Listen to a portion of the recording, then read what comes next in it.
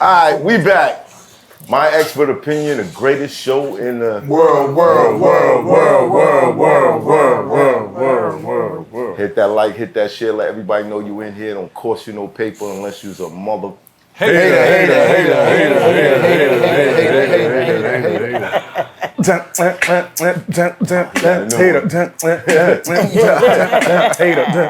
Don't be one of those. Hit that subscribe button. Hater. Good times.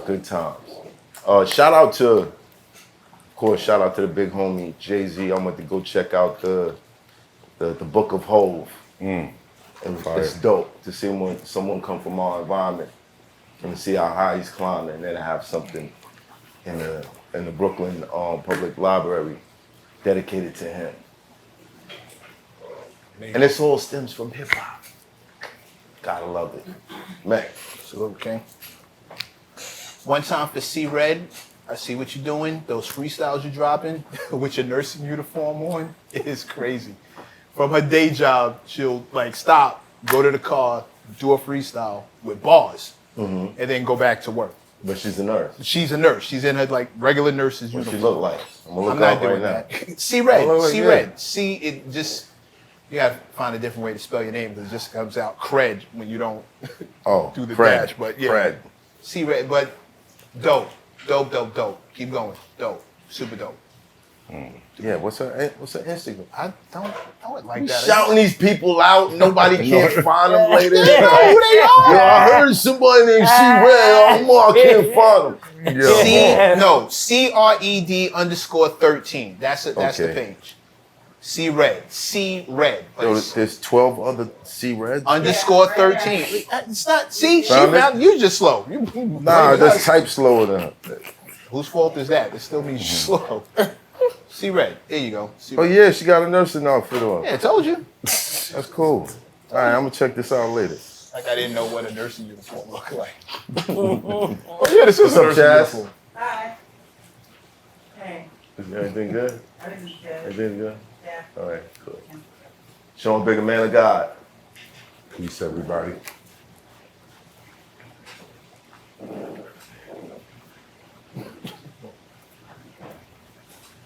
What's going on?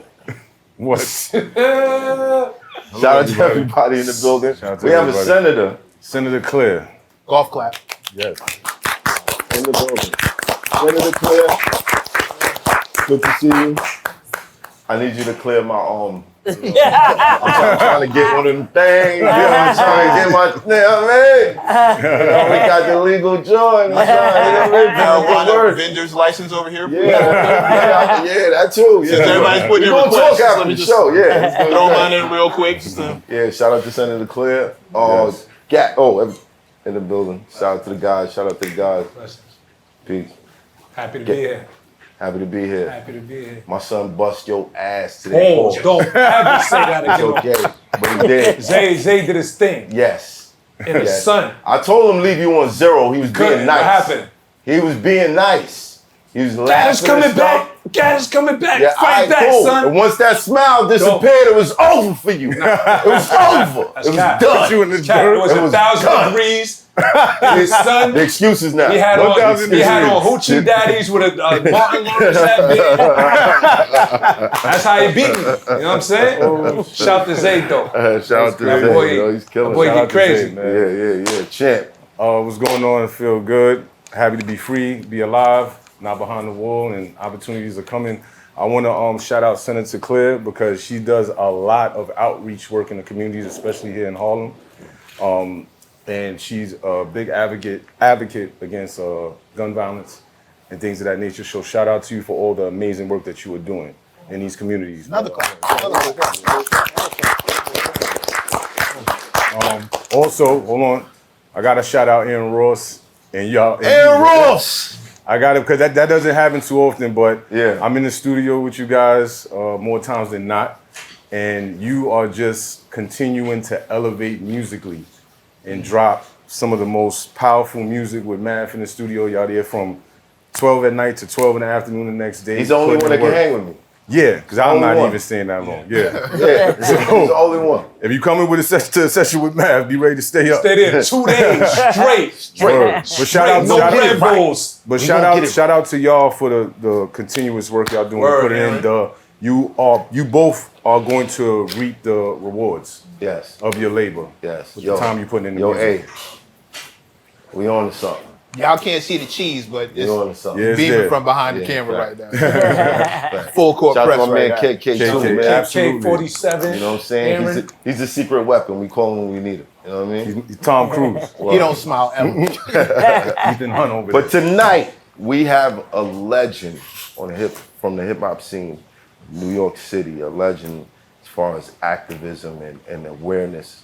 We were talking about AIDS awareness or activist work like the senator is doing. When we're talking about hip hop and developing skills and where these legends were developing skills, Mad Wednesdays was the spot to be. We went to EO Dub. That was the generation, I guess, Yeah. moving on. But Yeah.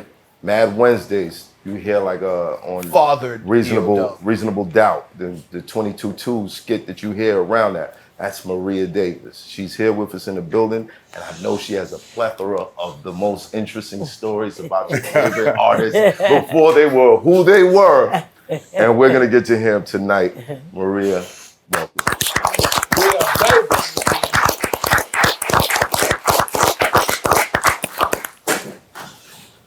Was you mad when I said rest in peace? No, my kids was mad. Oh, okay, I'm Scott sorry, I and John, apologize. They was like, "Who is this guy? We gonna look." No, my son know who you were. But my daughter's like, "Oh no, we mad. They gotta apologize. My mother's not dead. My mother's not dead." Call No, no she's name. not. Yes, No, you're she's right. not. No, She's here on the not. show. You got it. Who said It's not a that? clone. It's not a clone. It was me. Oh, It was me. No, it was MECC. No, it wasn't. It was me. that was you. It was me. Who was it? He trying to Nori? throw it off. It was Nori. It was Nori. Yeah, I didn't say it. because somebody It's okay. I eat that. somebody took that clip and they sent it to me. Right. And Thank it you, was Chastity. It wasn't us. What's the name of that Drink Champs? that chick I was like, chick, Lord. No, it wasn't. That was him. It wasn't. That was it no. him. That was him saying that, Nori. like trying to remember her name and He was trying to referring to her remember in the my wrong name. way. Right. But he was like, what's the name of that chick? I was like, I'm a chick now? Okay. Well, in his defense, you get super drunk on his show. I so, know. Yeah, and how. You know, and that was a good hour in, so we were all pretty much wasted at that. Got point. that well done. Yeah. MECC was the only coherent person. In the building. Mac wasn't drinking up there. He was like, no, I'm good. But somebody shouted it from the back. They said Maria Davis. And, Yeah. And I guess. Because your name rings bells. We all know, and people who don't know you know they're supposed to know you. You know, your influence goes super deep to the point where when it comes back around, people who got it from you don't know who they got it from. And that's one of the pitfalls of being a living legend. Yeah. That's what happens. You just get influenced and you're tied in a different way to different people. But it's all so significant. Everybody is trying to remember who's that woman that we got this thing from. And sometimes the name that escaped, but the influence, the fingerprint is still Yeah, it's still there. EO Dub that we went to. I think it could be called like the first child of Mad Wednesdays. And it was the longest running open mic like to date. Right. It stuck around, but Mad Wednesdays fathered so Many other scenes in New York and City. we came from legit. That's where I met him the first time ever in life. Paying $10, getting on that line, getting there early, getting a good spot on the list. You ain't want to be the opener That's right, when nobody that's was right. there. You wanted to be like a little past the middle where everybody's in the room. So training camp and the showcase? Yeah, it was out of Pyramid. Okay, at the same Yeah. time. Okay, it was at No, the no, Pyramid? no. With- To the same place, different days. Days, Oh, Tuesdays okay. and Sundays. EO Dub was every Sunday. Training camp was every Tuesday. But this ain't about them. That's right. This is about Mad Wednesdays. Tell us about how it started. Well, it started because this woman named Shirley Brooks that was at Sweetwater's was convinced that I should have my own weekly show. And I kept telling her, no, girl, that's too much responsibility. People are too fickle. And then I thought about it. And I actually witnessed going to the record companies, artist tapes in the drawer in the back. And I was like, wow, that's somebody's art is in the drawer. And so I had connections with the street teams. Those was my people. And whole lot of OJ, different people, and they would get the groups, and I would pair the group, whatever record company group that was, and I would get the young people that were in my community, Queens, Brooklyn, wherever, and I would book them on the show so they had an opportunity for the record companies to see them. Oh, so they As would. it should be. Wow. So you would have the A&Rs in the building. So Russell Simmons, Andre Harrell. Wow. I had a lot of people that in the beginning it was a struggle, as most things are. Right. But that was the mission that God put on my heart. So Mad Wednesdays, people were like, it's a showcase, but it was more than a showcase. It was my connection to my activism, which I found out later, my connected to my illness. So Mad Wednesdays is what really kept me going, other than my children. Wow. But Mad Wednesdays. Did anybody get signed off of the show? Oh God. Yeah. How many? How many? Many. Yeah, Jay-Z, Mike Epps. I did Life Jennings. But Life Jennings was already kind of signed, but his first album, I would go and I was one of those people that if I believed in your song, Right. and back then they gave you little promotional CDs. They don't even do that now. Right. And I would get like boxes of promotional CDs and I would hand them out at Mad Wednesdays for whatever artist that came through my show. I was like the promotion behind the promotion that they did too. Right. And so it's not only record deals, people got movie deals, Cool Bubba Ice, the comedian, because I also did comedians. So I partnered up with Bob Sumner. I would go to Bob and Bob would give me all. So I started off with Bill Bellamy. Then I was the first one to have Bernie Mac in New York City. Wow. Rest in peace. Mike Epps was a regular there. Hamburger, Talent, Capone. I had an opportunity to, work with, because of Bob, work with Def Comedy Jams. All the comedians that would do there, they would do on my show too. Wow.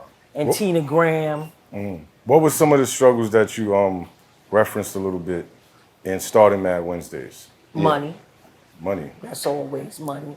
And there was a particular girl, I'm not going to name her, Oh man. that everybody gave all the big shows to and gave all the promotional work.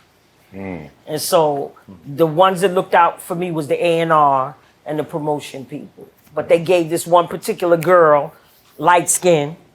Come on, we can't do that. We can't do It ain't a light skin thing. Come on now. Chastity. Only in the winter. Only in the winter is a light skin thing. And it was only her and I. So I was the African American and she was the white girl. And so, the white girl had the influence. She had the father with the power and, Stressica, that's what they called her. Jessica. Yeah. And she had it, and they gave her all the parties. And so I would go and pray, and Mad Wednesdays was like a birthing kind of thing. It wasn't for her, because she worked with Flex, Paul Knotts, she had all of the heavy players, and I was Maria Davis. But the funniest thing was they would all go to her parties, but then they would come to my parties and eat, because I would feed them, all the street people. Street team didn't get fed or nothing. They got a little bit of crumbs, but they would come to my Auntie Maria, and they would come, and I would feed them, because I always made sure I had food, whether it was the food from the restaurant or I had a woman, very good friend of mine, Miss Rebecca King.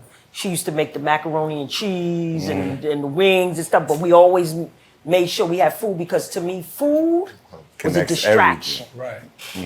I always had balloons. Balloons made people feel good.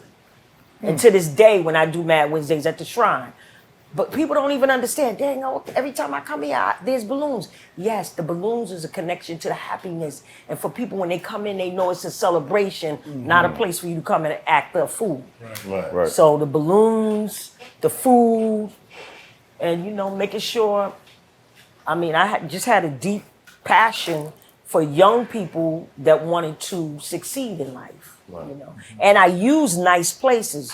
So, I use Sweetwater's Country Club, all of the places These that are were like real Midtown. nice. These are like Midtown, Yep. Uptown. Yes. Like the areas in Manhattan where you don't want to do nothing wrong because they're coming in 5 seconds. 5 seconds. But not only that, because I wanted the hip hop artists to know you don't have to be in the dark in a dungeon all the time. Right.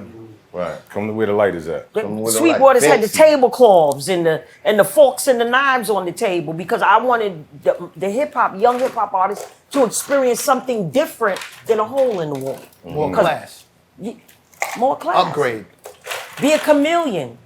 You could be a thug downtown, but when you come uptown and you with the other people, you should be able to shift. Behavior. Don't always have to be about cussing and telling somebody off, because that's what they expect of us. It should be about being a chameleon, showing people the greatness and the power that we come from. Our ancestors were great. And you should be great too. Now see, I love that because what we battle now are youth who feel as if they should not have to subscribe to any of that. This is who I am. I'ma be me. I'm being real. I'm being genuine. This is my true, authentic self. And I'm always saying, but is that the only side of yourself? But you gotta understand, Mac. You kind of put the explanation out there early. You said the youth. Most of these kids haven't lived enough life to figure out who they actually are yet. That's part of, and I agree with you. Yeah.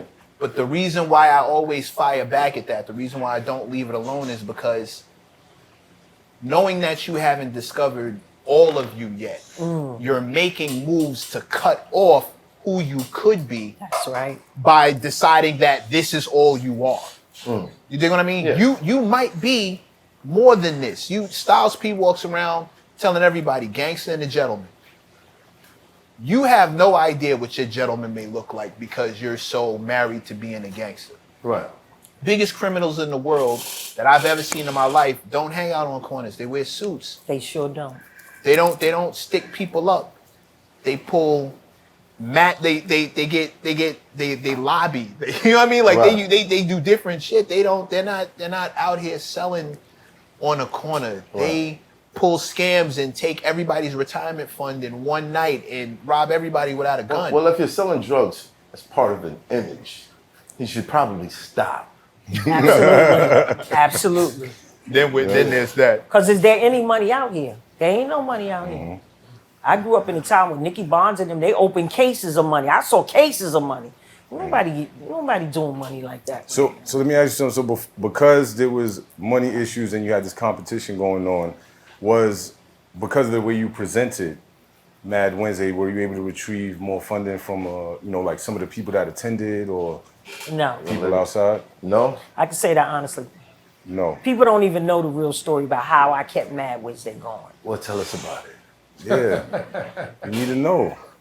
In the barbershop. I used to take money from Oh, yeah, we gotta cut that out.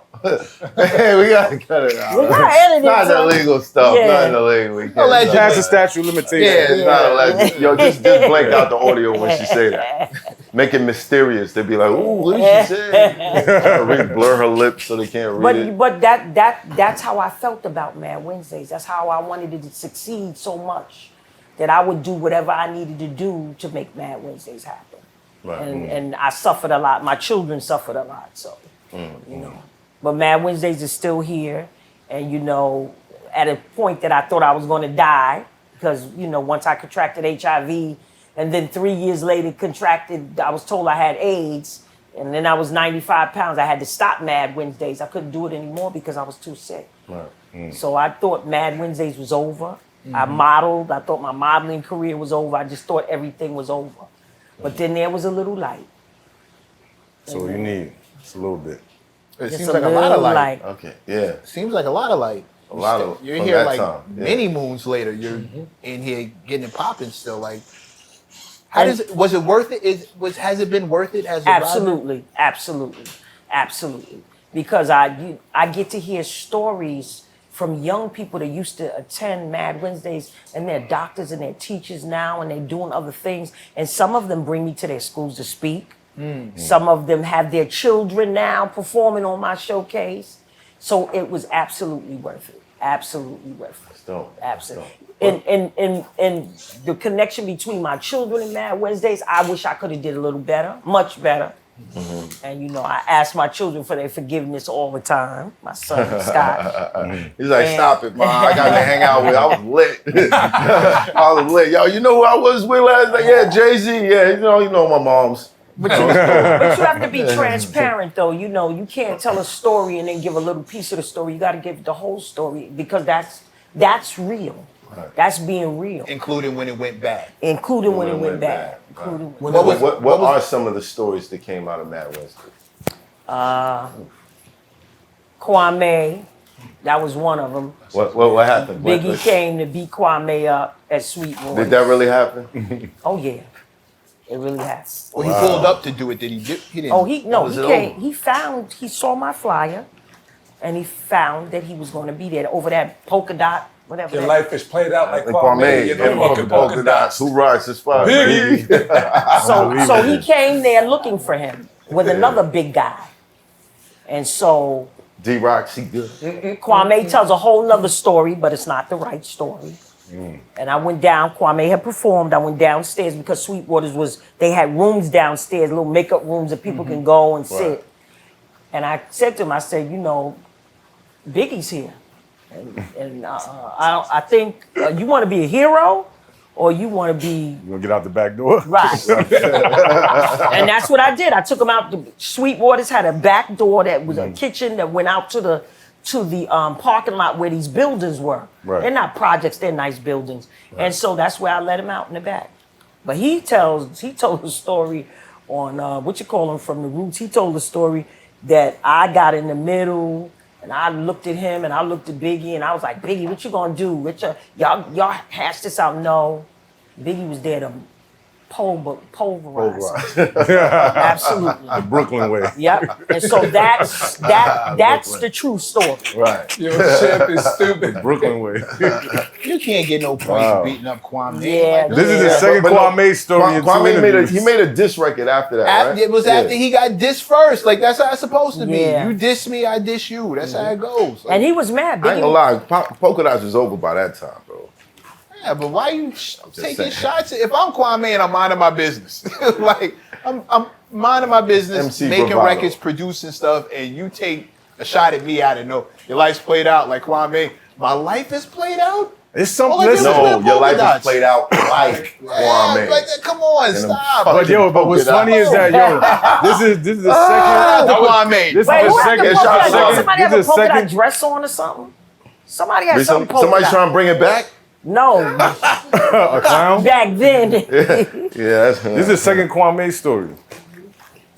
The other one was with Kid and Play. Oh wow. Yeah. He was with Idol Makers.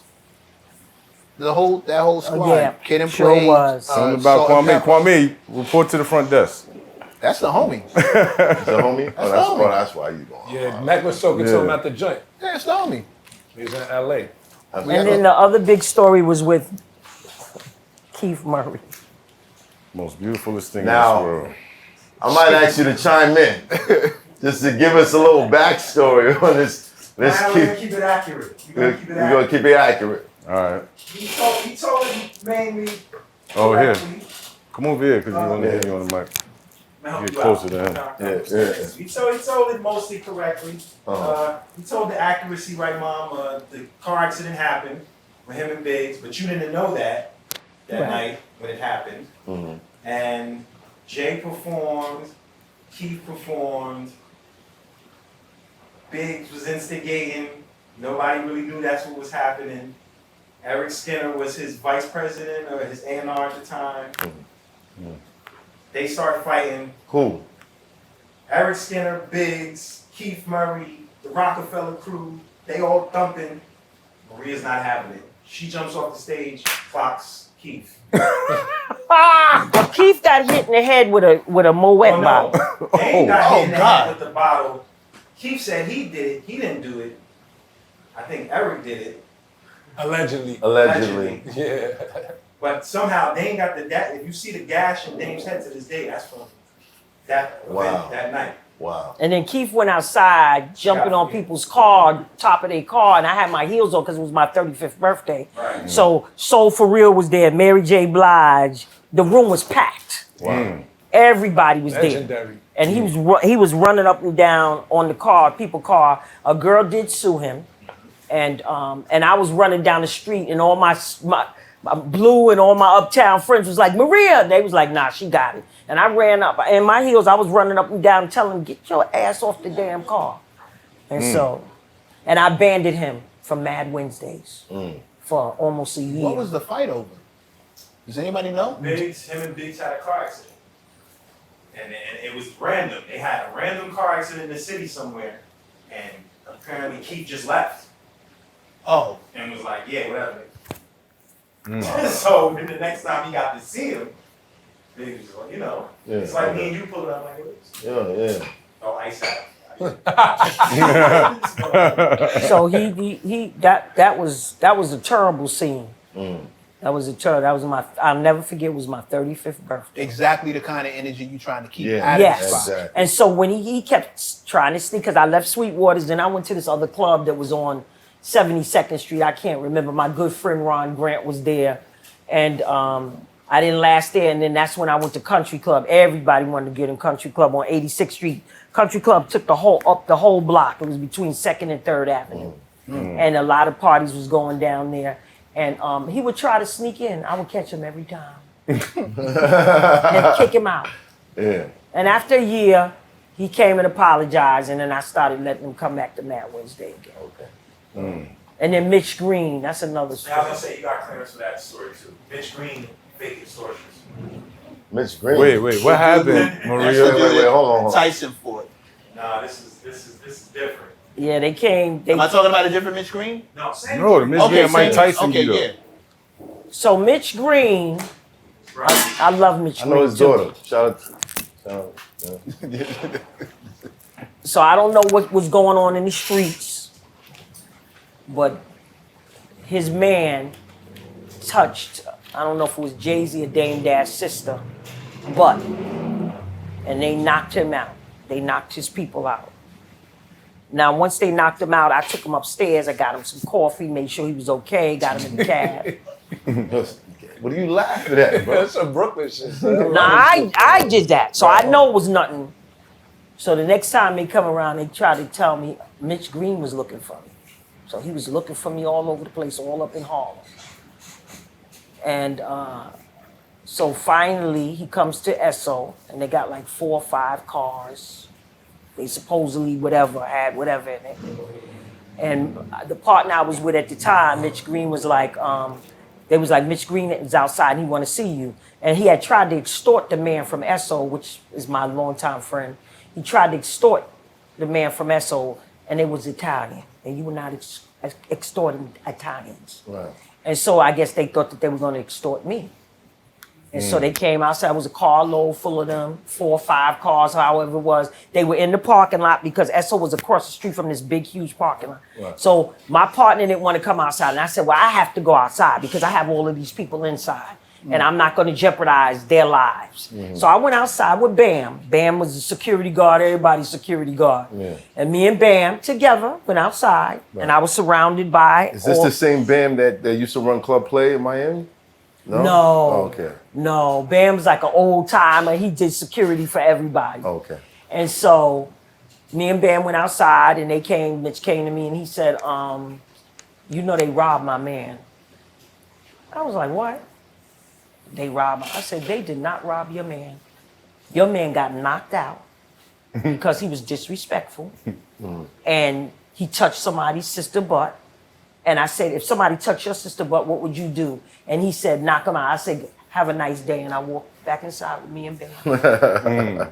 So whatever they thought they was going to do, they wasn't doing that. And they wasn't extorting me. Right. Because my kids was already extorting me. I had to take care of them. So I ain't had no room. So the blessing about Mad Wednesdays, when other shows was getting robbed, I never got robbed. 30 years. Nobody 30 years. ever came to my door because I didn't care if they didn't have money or not. Anybody can give me a story. If they were hungry, I would feed them. So I was protected by the community. So that was That's a beautiful thing. And nobody's gonna let nothing happen to me. Same thing as Shrine. I got the whole African community over there. People don't know that if they do anything, they would have some forces to be reckoned with. But you don't have to say that. You know, the people, I knew who had my back, but I didn't have to tell them who had my back. And that's why I walked around fearless, and when people acted up, I would knock them out. I would. People be like, where's Maria? Oh, she's in the fight. I would fight people. If you didn't act right, I was crazy back then. But this is the beginning stages of like the greatest era of hip hop. And you're seeing all these faces come through. Was there ever a time when somebody came to you and was like, yo, why don't you be an A&R? Why don't you? Yeah, they said that all the time, but I didn't want to do. Artists was fickle. Artists were fickle. Still are. The 1 minute they with you, I just had this incredible hip hop artist, incredible girl. I mean, she's the next best thing. All her people brought her around, introducing her to people she getting. Now she's flipping on them. She's going to somebody else. That's why I would never manage. People beg me to manage them, never. Who begged you? Or who asked, rather? There was so many people that asked me to do that. So many people. Wow. Could you have done the job if you wanted to? No, I didn't want to do it. Which means you couldn't have done it. Yeah, I didn't want, because see, I used to have this thing called clown management. You know what clown management is? Clown management is when you have a manager and they don't know to get you a nice press picture. And they got you sending me your picture with you in the bathroom looking in the mirror. Clown management is when you do a photo shoot, if the manager should be able to dress you nice, get a stylist and dress you nice, but you looking crazy. But the person is still managing, that's clown management. They don't teach you about etiquette, about making sure you know how to hold the mic, you speak right, don't cup the mic, and all the, kind of guiding you. Right. That's called clown management. And that was a lot of clown management going on back then. Because the artists, the A&R was fabulous, but the managers were very instrumental too in making sure that the artists got what they needed and became what they needed to become. Right. So, people limit themselves to, I want to be on the stage. Well, what about animation? What about what about voiceovers? What about movies? Well-rounded. Exhibit did my show so many times, but I saw him on TV today. So he wasn't just an artist that was trying to be on the stage. He was trying to broaden his horizon. Right. He's done movies too. And done movies. And that's what your Ice Cube, that's what your manager should be doing for you. Not only keeping you on the stage, but pointing you in other directions for you to have money flowing from different sources. But it seems like you was managing like everybody that came into Mad Wednesdays. Right? Like indirectly. Right? Because I'm sure that you voiced your opinion on how they should perform, what they should be wearing. This is what you should be drinking. I got food over here. After this, you need to go over here. You know what I mean? Like, that figure of someone who wants to see the artist win. Right. So you're gonna tell them how you feel. And no cursing. And no cursing. They couldn't curse on my stage. It seems like you managed Only everybody. one I let curse was like maybe Jay-Z. Why? Why you let Jay-Z That's a good. He was that's a like good my exception to favorite. make. Him and 50 Cent. Those two were my favorite because I would give 50 Cent a lot too. Because Jam Master Jay. Right. Rest in peace. Wow, rest in peace. Rest in peace. How did you connect with Hov? Like, how did that happen? Clark Kent. And it Shout was out a to the little, big homie. Clark. yeah, DJ Clark Kent. I love Clark Kent. That's my man. Legend, legendary. He's been in Tone that and shit. Ski, Yeah. Clark Kent. I love Clark Kent. Clark Kent. Clark Kent. And I have a picture actually of Jay-Z and all. I got some good pictures. I got a lot of pictures.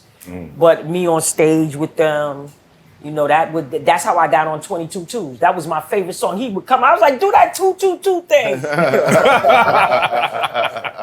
And then they loved how I would go around and make sure people wasn't smoking weed.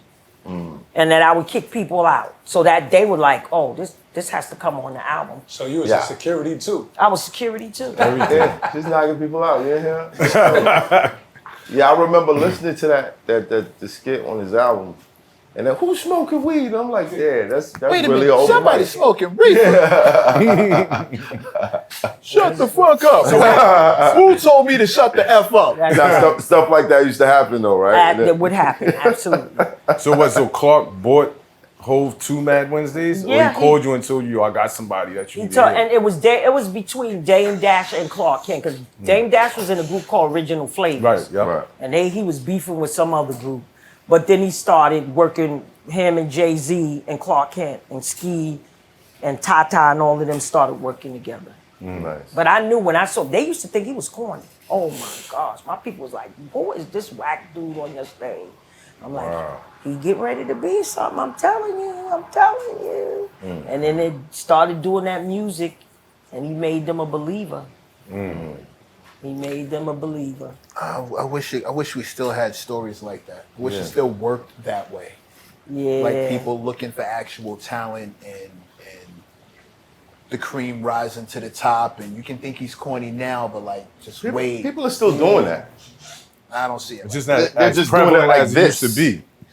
I don't see Oh it. yeah. I don't see it. I don't see it that Well, way. you don't get to nurture them like Right. that's the whole big thing. But the worst part that has happened, because the artists are succeeding so well now you get all of these little artists and they want you to pay them. Like they come to me and I tell them, you have to bring people to the shrine. I'm bringing people, you got to bring people too. Oh no, I don't do that. They want to be paid. What I'm paying you for? You ain't getting nowhere yet. Right. So, and when artists do that, I don't even argue with them. You know what I tell them? Nice meeting you. Good luck. Yeah. I don't even argue with That's them. I think sometimes people mistake Instagram followers for a fan base. It's too yo. And it's no connection. They start to believe that that's the reality. Yes. Yeah. Those people In the real only world. exist in the phone, bro. Yeah. You have followers, not fans. Those are two Goku is separate not things. one of your fans. Right. Okay? And then when Instagram decides that you have, misconduct on there, they cut you off. And then where's your followers? fan Fan base? base. Yeah. You don't have them. Right. That's why I'm old school. At Mad Wednesdays, I got the little girl I paid. She go around getting everybody email addresses and phone numbers. That's that emailing will never go away. Right. Right. Because I get about 2,000, 3,000 emails a day. And I took a class the other day, Harlem Business Alliance, and that's what they talked about, the forgotten promotion emails. Because when you go on your phone, you have emails all day. That's a fact. That is a fact. People Well- people don't see it that way. Rewinding back. Yo, can you stop? Mecca, you're just so. Someone save hip hop, please. Just save hip hop for this guy, man. Like, I just feel bad for him. Every I'm with episode you. is I'm like, with him. I'm with him.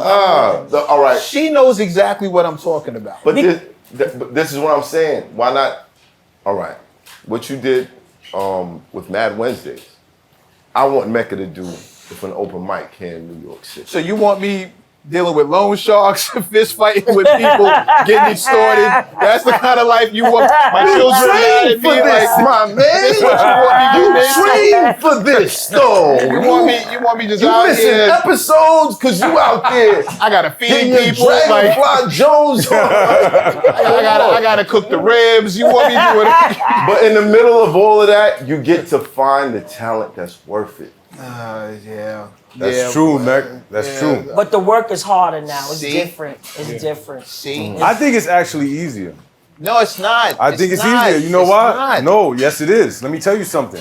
Go ahead. When you think about the actual layout of it, right? And I'm not taking nothing away from what you've done and everything that you've done for the culture. Someone can have a bunch of followers on Instagram, real followers, right? They can be verified, whatever, and they can go get a venue, and they can say, hey, if y'all pay $20, you can perform here. Might have some people come through to watch you, and that shit'll happen. Like that. I've seen it. Yeah. So it's a little more easier now. And now the outcome of it may be way different from the way it was back in the And here days. we are. But it happens. No. It happens, bro. What I've your- been to what mad your- showcases, bro. No, showcases are fine. That's not my issue. There's two main reasons that stop me from attempting to walk in those shoes. Number one, the artists from her era, the people who she was training, people who came out of that camp, all wanted to be dope. Yes. They all wanted to be better than Yes. the next guy on stage. Yes.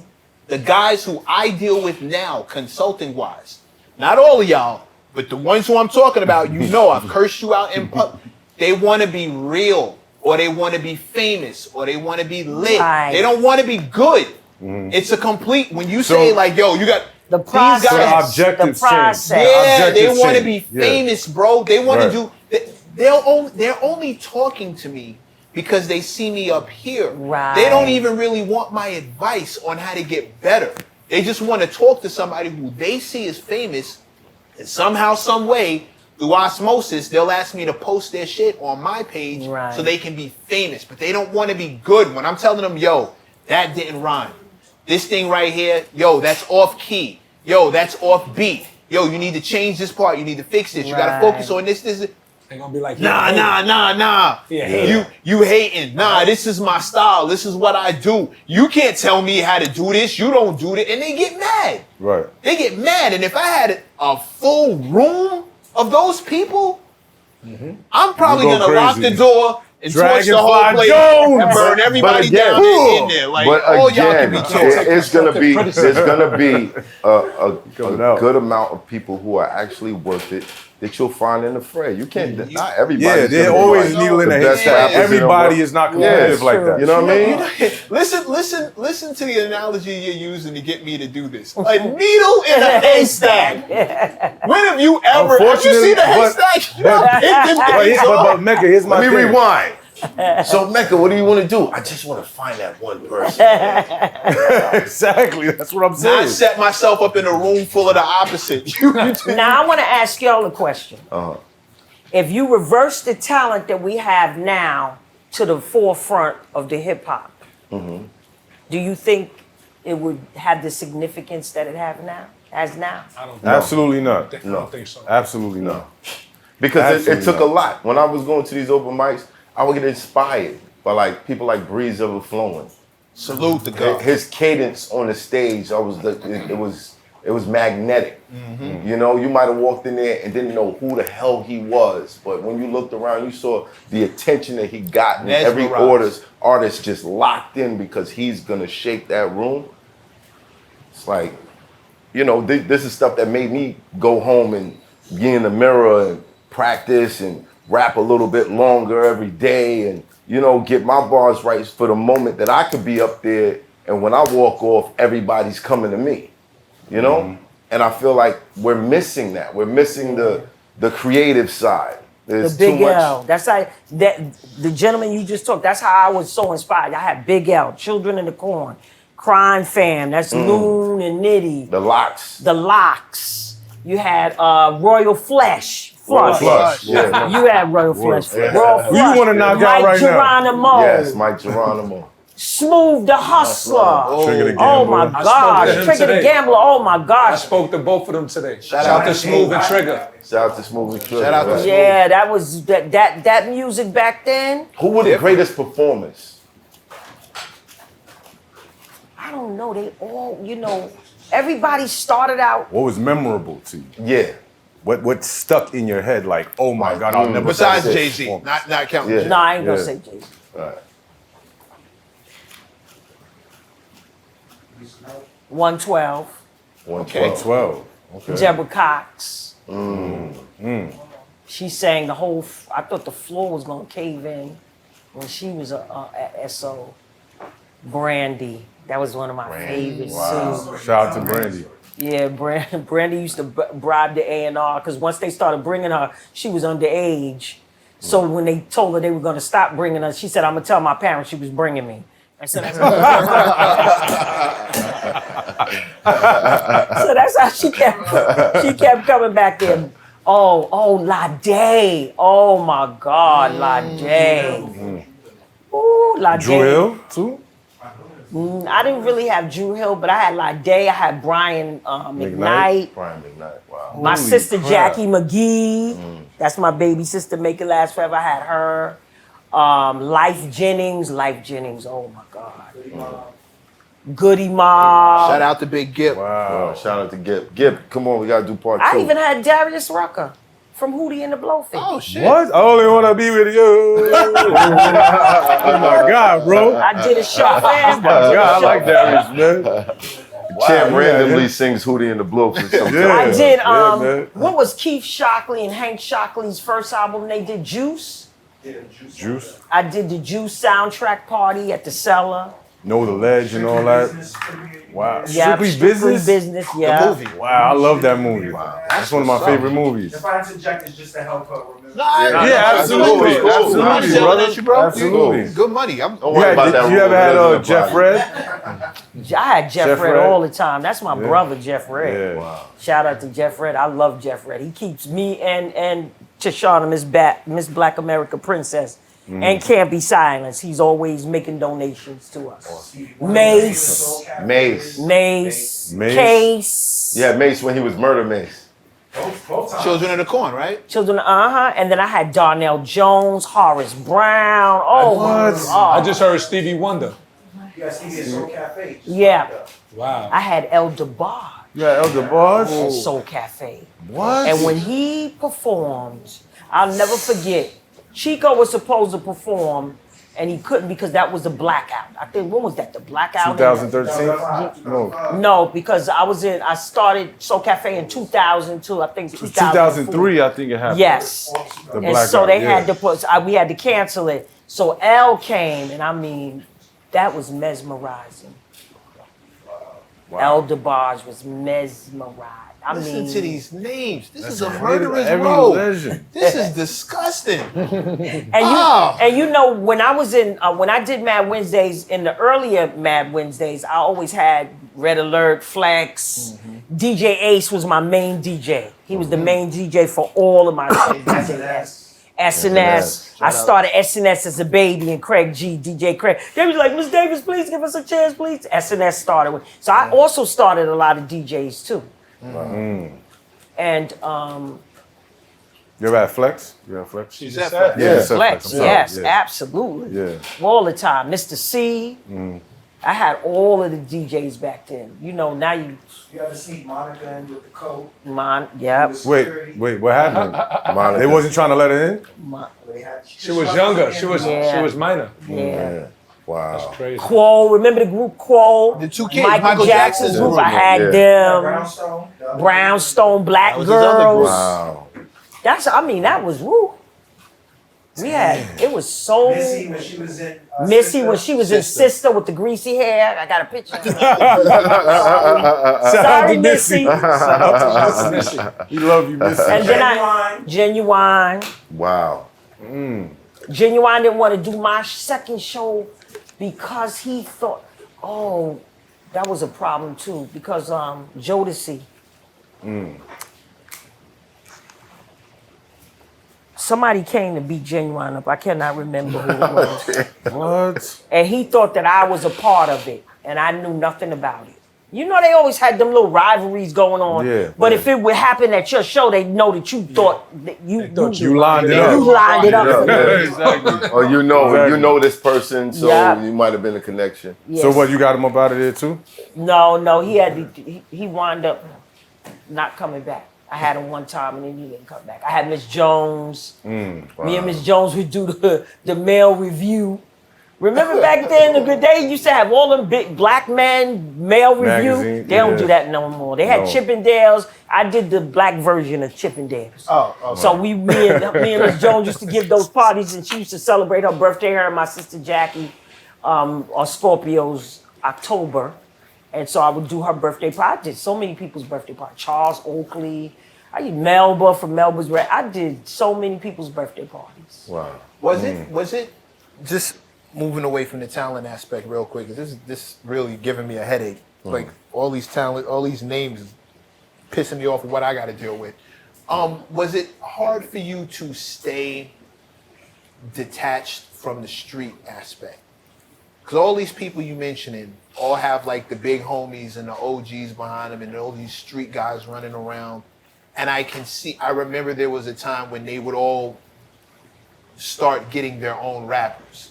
You see like Rakim in pictures with some of the Right. biggest, you know what I'm saying, some of the biggest street dudes out. Right. Was it difficult as like you have this place in this event that the rappers want to come to, the singers want to come to, and the street dudes want to be a part of because there's a lot of money in there, and it's a place to be seen, and it's a place to show off.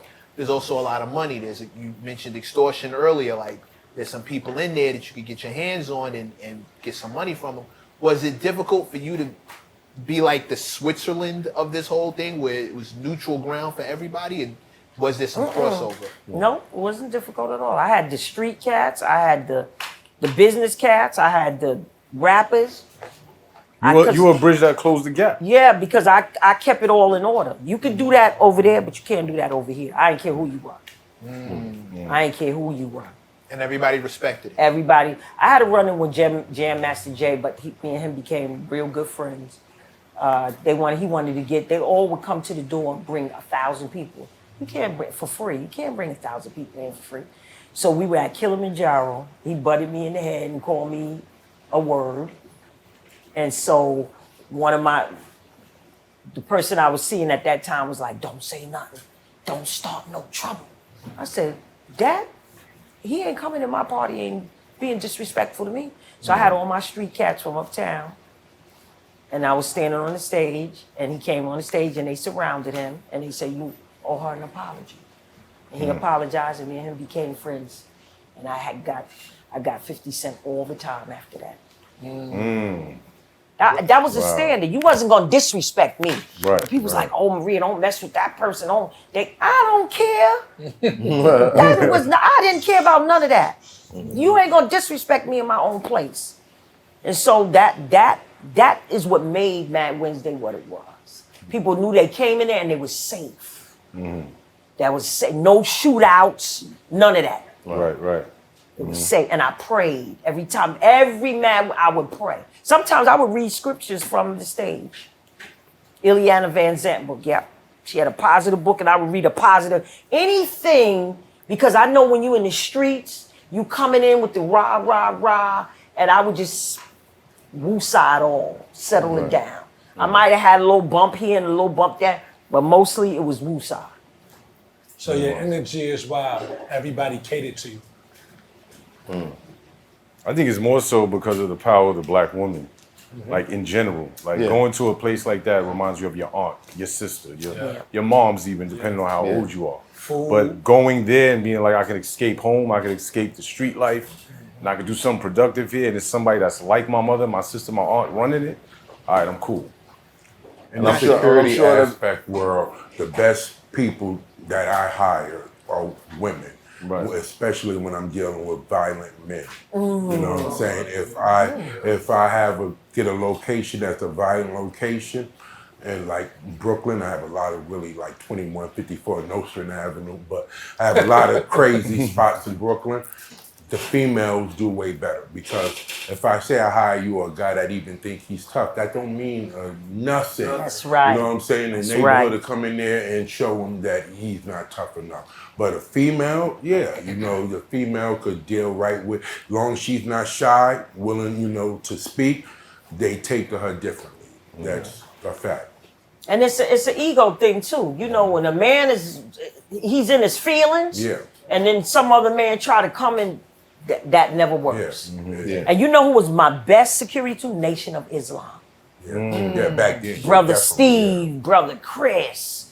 I don't know, it's something about them suits and them hats that when people came in, they acted accordingly. And how they carry, they speak to people with respect. With respect. Organized. Right. With And respect. being organized. Yeah. Right. And it's called One of the most scariest things to see they come black men organized. Yeah, that is true. It's very scary. There's a lot of power in that. Yes. I remember Organization. one of my teachers coming to my block, and he got all of my homeboys. He lined all of us up, and we walked around the block. And the way people were looking and the way people were coming over, like, what y'all doing? He showed us, like, you see how much power and attention you have when That's you're right. organized. That's right. Just walking around the block, that's all you did. And look how many people stopped to talk to you.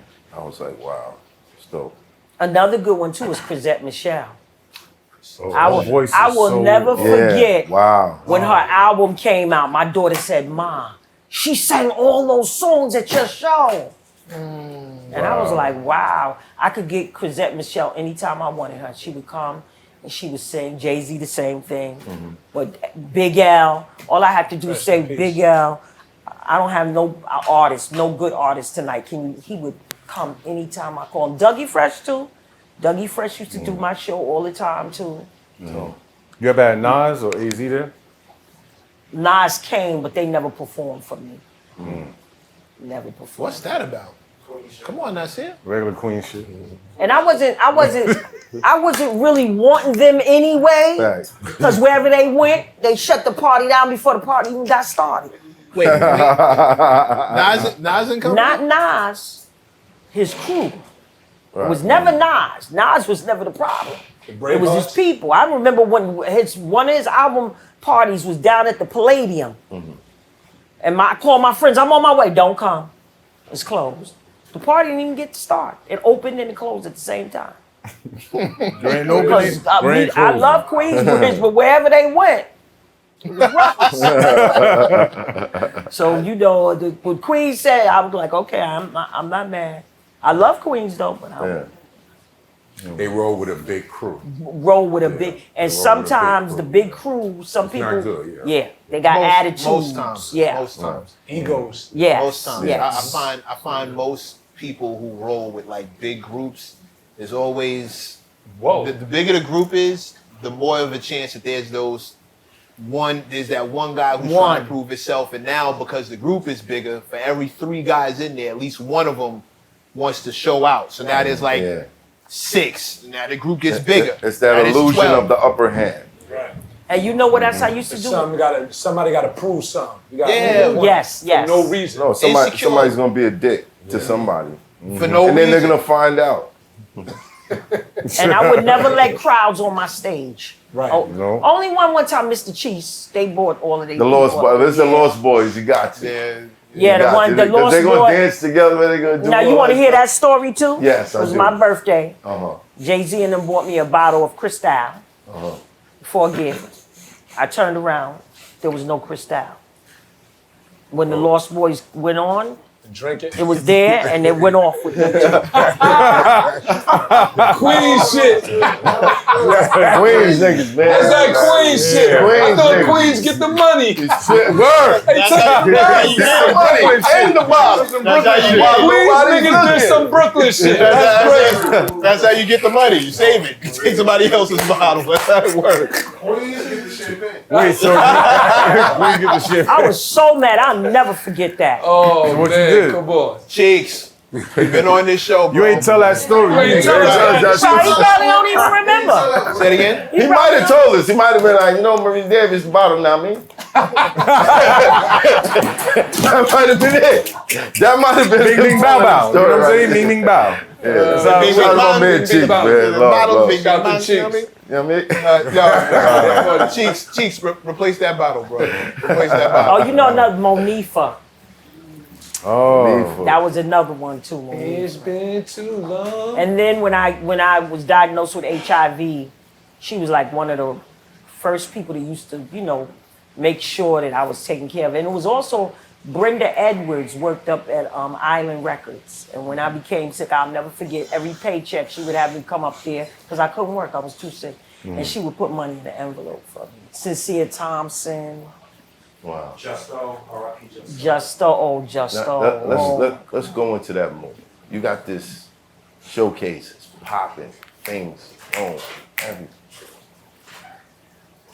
When did you first see the signs? Or did you get tested and you found out? Or did you start feeling different and you found out? Like, how did that work? Life insurance policy. Life insurance. That's how I found out. They asked me to take life insurance, and I applied for a life insurance policy for $100,000. So, you know, if something happened to me, my kids would be taken care of. And they asked me, would you like an HIV test? And I was like, oh, why not? It's a gay white man's disease. Because that's what we thought back then. And then I received a letter a couple of days, 10 days later, and it said, "Dear Ms. Davis, we're sorry to inform you, we cannot, we reject you for the life insurance, but you have HIV. Please go and seek help." When you read that letter, how'd you feel? In the post office, you know, my faith is what came in, and I wrote on the letter, "This is not the plan. It's not true. God has another plan for me." He did. Because I thought Mad Wednesdays was about me being a big promoter and doing all these great things. But God was just lining me up to do the work in the community, be on the platform of HIV. Because it's not many people that talked about HIV. People know in the music industry was Eazy-E. He had AIDS and he died. And Magic Johnson. So it was me, Eazy-E, and Magic Johnson. Wow. Nobody, you know, there are a lot of black celebrities that died of complications due to AIDS. But, you know, people don't know about it. Publicized that they Yeah. actually had. If you go back and you Google their names, it tells you, but it wasn't publicized back then. Right. At the time, they'll say they passed away Right. due to whatever Right. the complications. Arthur Right, Ashe, well, whatever the Arthur Ashe complication, around yeah. that time. Arthur Ashe Yes, was, yeah, well, he right. got it from a blood transfusion. Right. And So what happened from that day? Because you mentioned being about 95 pounds. How did you get to that point? Well, I had a hole in my tongue, the size of a nickel, and nobody could see that. And I'll never forget, it was 112, Queen Latifah, Puffy, all of them was upstairs, and people didn't even know I was sick. I couldn't eat. So you have a hole in your tongue, so no matter what you eat, everything has seasoning in it. So I couldn't eat. So What do you that mean a hole in? Like, hole right on my tongue. I still got the scar on my tongue. How'd you get the hole? From the HIV. So it was a yeast. There's a special yeast. And I could take a comb and just like comb it. That's how deep it was. And so it ate away at my tongue. And so it ate a hole. And I wasn't on medications because at that time there was no medication. It was AZT, but that was a failed cancer treatment. Right. And I didn't want to take medication because back then, you know, they were like, oh, they're killing black people. They're trying to poison us. If you had the Western Bloc or you had the Eastern Bloc, the test wasn't right, and you know all these conspiracy theories, and I fed into it, and that is what prolonged my treatment too. So what was you consuming to stay healthy? Whatever I could eat, which was not Was it liquid? Everything was liquid? liquid, bland stuff, whatever I could get that was bland. Right. And then I was blessed to have people in my life so it was a book that I was in called Souls of My Sisters. And that's when I really came out and told that's when everybody, the whole world found out I had AIDS. But that was a process. I met these two women and they were writing the book Souls of My Sisters, but it was about black women. So 72 women in the book about black women in male roles. How we fight to keep doing the things we do. Right. And at the time they asked me to be in the book, I told them no because I didn't think I was gonna live. And so went in the hospital, the book was supposed to be finished. And then when I came out the hospital, a 1 week stay turned into 6.5 weeks. I was only supposed to be going there to get my health back on track, but I was very, very sick. And so when I came out the hospital, I found out that they hadn't finished the book. And I said, you know what? I need to tell my story because it could help someone else. Because I didn't have nobody to talk. Nobody, I didn't know no black women that talked to me about living with HIV or AIDS. Nobody was. Right. I would have to go. It was an organization called Friends Indeed. They're no longer there, down on Houston Street. And it was an organization that dealt with people that had HIV and AIDS. And they had support groups. And I would go in the back of the room, all gay men, white men. And it was other women here and there. But I would sit in the back and I would listen to them tell their stories. And I would say, when am I going to get the courage to tell my story? And I would go, and I still wasn't taking medication.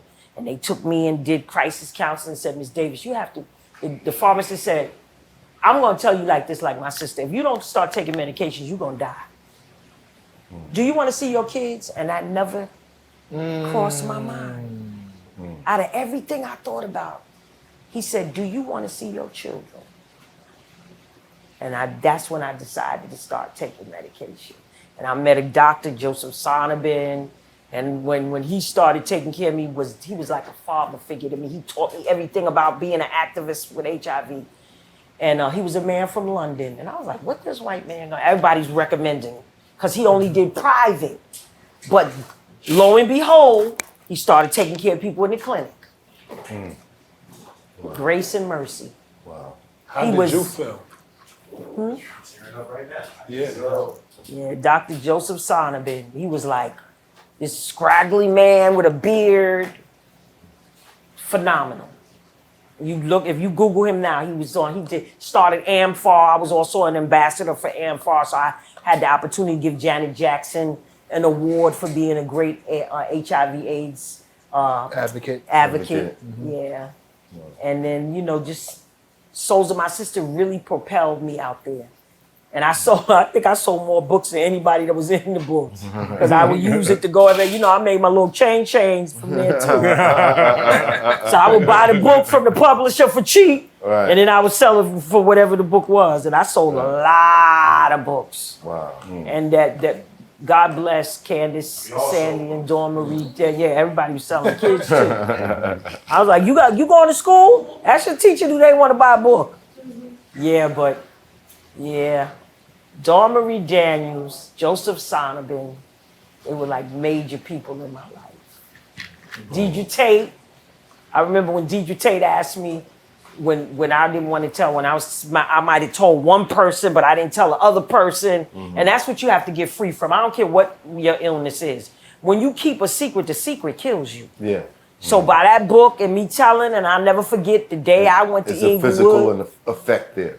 I went to Inglewood and I wanted to change my mind. That was our first book signing. And Sylvia's, I worked for Sylvia's restaurant. Melba was our boss back then. And I wanted to turn around and come back. A good friend of mine, Trudy, who would write cartoon characters. When I was in the hospital, she would write cartoon characters, draw them, and put them on my IV pole. And I would walk around with the cot. She's like, you're getting better every day. I was like, girl, I'm getting ready to die. But she knew, because I'm still here. Yeah. Trudy B. How long ago was that? That was in 95. I wound up in the hospital in 99. I diagnosed with HIV in 95, AIDS in 98. And then in 99, I had to go in the hospital for 6.5 weeks. 6.5 Months. 1 week turned into 6.5. I'll never forget. When in January 29th came out March 10th. I love that. So happy you're here, mama. Blessing. And with that Mad Wednesday, with being on that stage, and it all came together in one bowl. And it's so funny. I remember I used to be in the hospital and I used to be mad at all the artists. Like, why they don't come to my hospital bed? Because none of them did come. Some, Monifa, some people can Red Alert, but the people that I thought was gonna be there, didn't come. And that's when God dealt with me and he said, listen, you focusing on the wrong thing. Right. You better be focused on what I'm doing for you right now. You're still breathing. Right. You focus on some people that they ain't got nothing to do with nothing. Because I got you. I keep you here, not them. And so then I had to learn. It became easier and easier. Because I was mad at Jay-Z for a long time. Long time. Yeah. Very long time. And I had, as I traveled the world, because people said AIDS was going to kill me. And I said, something? It's a blessing. I tell people all the time, they said, you think you live better with AIDS or without? I said, I live better with AIDS. Because then I learned that I was important. Before that, I didn't love myself. I was looking for love from everybody else. But love starts within. And that was one of my battles too for me. And I'll never forget, I tell people this story all the time too. When I was in the hospital, Jehovah's Witness people, right? You know how they be knocking on your door. Right. You be like, don't say a word, be quiet. We're not here. And when I was in the hospital, and I was crying in the middle of the night, because when I had what they call avascular necrosis, not AVAC, I had that too in the hips, Mycobacterium avium complex. And so it's in the air, it's in water, but because I only had 3 T cells, a normal T cell count is 500 and better, Right. I had 3. So everything was, so I had that not only in my bloodstream, but I had it in my bone marrow too. And I would have night sweats from morning to night. My clothes would be soaking wet. That came from the virus, the infection. And so one night I was crying to myself, you know, I had my little thing locked up, Cabrini Hospital, they closed now. And the Jehovah's Witness lady said to me, peace be still. I was like, how she know that? Because, you know, I had a whole nother concept about Jehovah's Witness people. Yeah. But when she said that, I said, God can use anybody to give you a message. That's a fact. And so now when they knock on my door, I kindly conversate. Because, you know, we all have these biases. And God just used me all in the hospital. All the stuff that I thought, he brought me down to earth. You know, About people. People always look up to the sky. But every time that I've prayed, and I'm sure it's the same for a lot of people in this room, and I was looking for an answer, it didn't come out of the sky. It came from another human being. So I feel like there's God within all of us. So when I meet people, I try to give them the respect that I would like, you know? And we can't treat people differently for who they love or who they like. Right. You know, our job here is to treat people like they're human beings. Just like you want to be treated. I don't care, you know, cats, dogs, whatever you do, whatever you like. I apologize to that club that I ran out of the other night. Me, we, Yeah. not you. Apologize. You weren't alone, brother. You were not alone. Oh yeah, and I do have to talk about Kenny Green from the group Intro. So I took care of him. Right. The Love that group. yeah, and the crazy part, Kenny got kind of dumped on my lap because Jeff Christie, who managed Intro, with Eddie F. and Jeff said, Maria, Kenny has AIDS. Of course, everybody came to me with the HIV and AIDS story because I was the only one openly talking about it. Right. And Kenny had a hole in his foot. And I'll never forget when I first met him. I had to take him, they were telling, he was in Queens, and they were telling him in the hospital that he was gonna die. You know, write your letter now. They weren't even offering him medication, and there was medication. And so Jeff got him over to the hospital. I got him to Lenox Hill Hospital, and I'll never forget, the doctor took a metal and put it, he had a hole in his foot that he walked around for a long time, and the metal went all the way and touched his bone. And so I took care of Kenny until he passed. How long was that? Maybe about 6 weeks. 6 weeks. Yeah. That's You're a here piece. for a purpose. Yeah, he died, and big actually, he died during 9/11.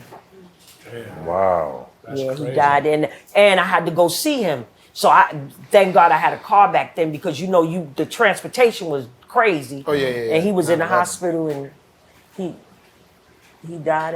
And it's so people when they say people can't hear you he had went in a coma, and I'll never forget. And I went in the room and I said, Kenny, because they was like he got fluid on his heart. He got all of this stuff going on. Do you want to resuscitate him? And I went and I couldn't make that decision because he was family, but I felt his family should have made that decision, but they didn't come. So I went in the room with him and I said, if you want me to continue to keep you like this, squeeze my hand. You don't want to be resuscitated, squeeze my hand. And he squeezed my hand. And I told him, take everything off of him. And we just stayed with him. I had some young Joya, the singer Joya that was on Island Records. I called Joya up, another one that used to do my show. She washed her hands, took all her jewelry off.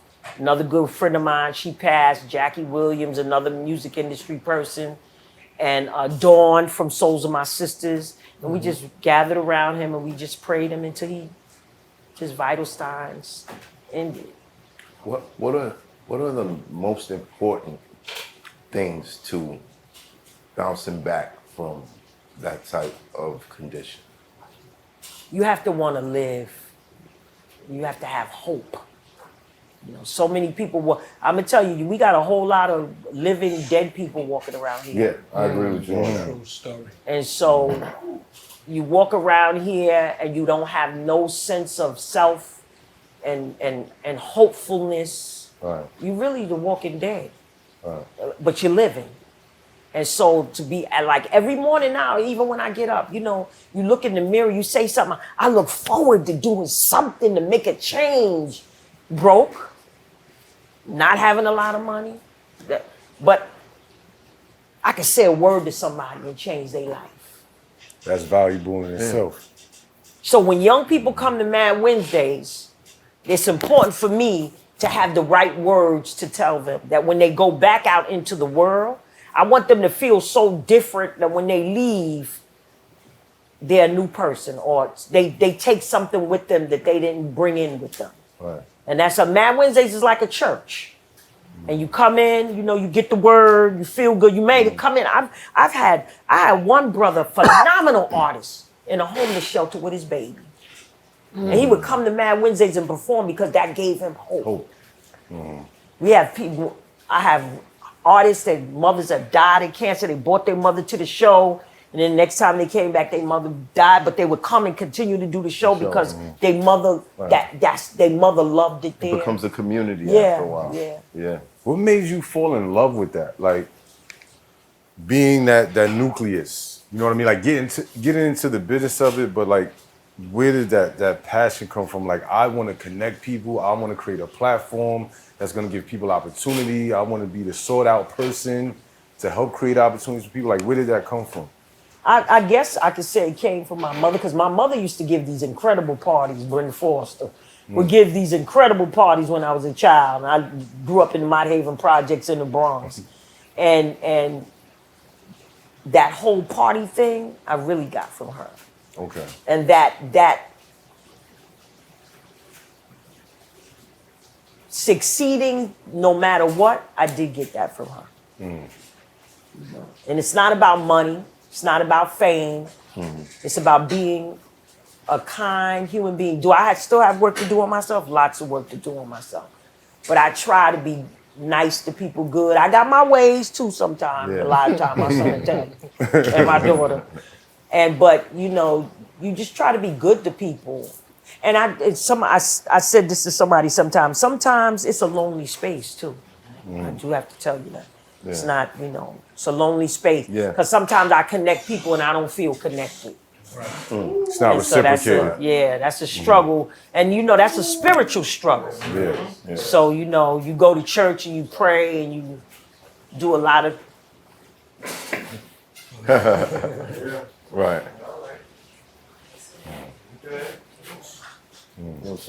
Yeah, you got it. So good. We got you. You connected now. Here you go, mama.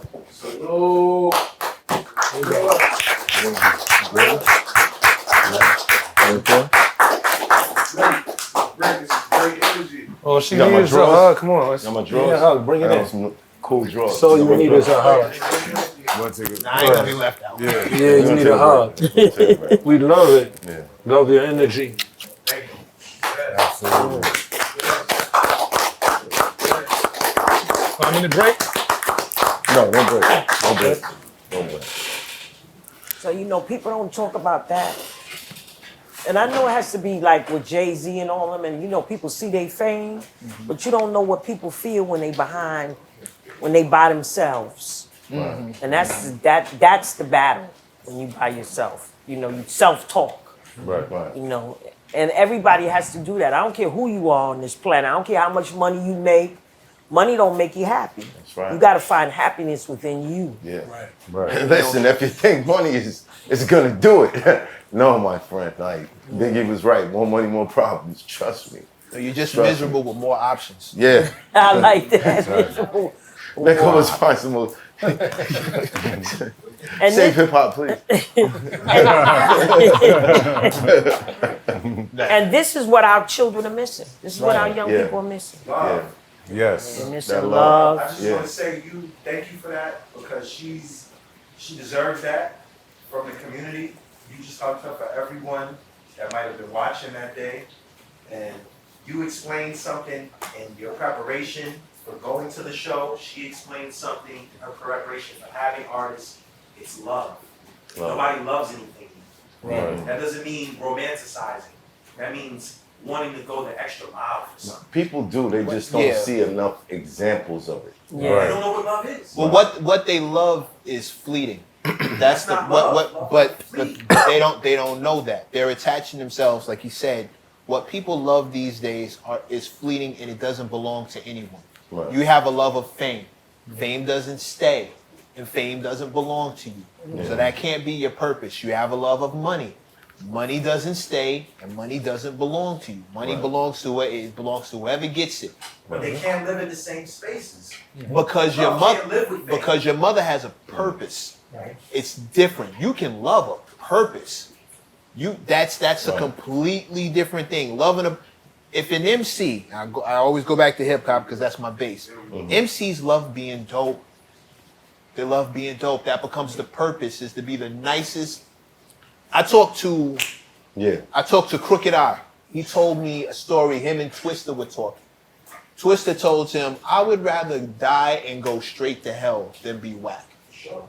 I laughed at it. I did that. I was like, Jesus, like why is that the bar? Like why is that where you need to be? Like that's what you got to do. Like how about just a rash? Like I'd rather have a rash than be whack. I'd rather stub my toe. You got to die and go to hell. Like that's how bad it was. That hemorrhoid, something, anything. No, I'd rather die and go because that's his purpose. Right. You take somebody off their purpose, they become aimless. Yeah. There's nothing, and they grasp feel for lost. whatever. Right. That's when you're not. But not grounded. just when you take someone from their purpose. When you take something from someone from something that they thought was their purpose. Well, no, because even then, when you shift, there was a time when I thought what I was supposed to be doing was one thing, right? My passion just switched to something else, but I never lost the passion. Right. You dig? MC, I don't believe artists ever retire. I don't believe creatives ever retire. I don't believe in that. I think that's bullshit. I don't think so either. None of our greats have ever retired. That's Prince right. died in an elevator on his way down to the studio. Mike died getting ready for his final tour. Yeah. Charlie Parker died on the couch writing sheet music. James Brown died on a plane heading to Vegas to do another show. Gregory Hines died pushing himself when everybody told him to rest. Right. He pushed himself. He's like, I'm running out of time. I got to get this shit out now. Miles died right after. Miles died right after. That's artists. That's creative. Those people have passion. Those people have purpose. You have a purpose. Purpose is the fastest way to become immortal. It's the path to immortality. It's forever. Maria Davis will never die because of what she's done. Her fingerprints are everywhere. She's going to live forever. That's a fact. As long as this culture is here, she's going to be here. And cultures don't die. She's not going to either. That's perfect. Yo, wow, I gotta give you that one, man. I gotta give you that.